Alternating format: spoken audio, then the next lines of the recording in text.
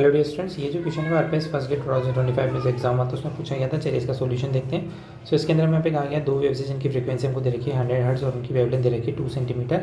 हमें यहाँ पे ए और बी केस दिया हुआ है, हमें पे फाइंड आउट करना है कि कौन सा ऑप्शन यहाँ पे करेक्ट होगा।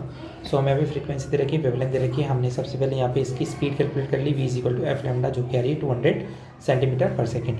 इसके बाद हमको यहाँ पे ए केस के अंदर दोनों के बीच में टाइम का गैप दिया हुआ है जो कि 0.015 सेकेंड। तो हमने यहाँ पे पार्ट डिफरेंस कैलकुलेट कर लिया, x is equal to V T से।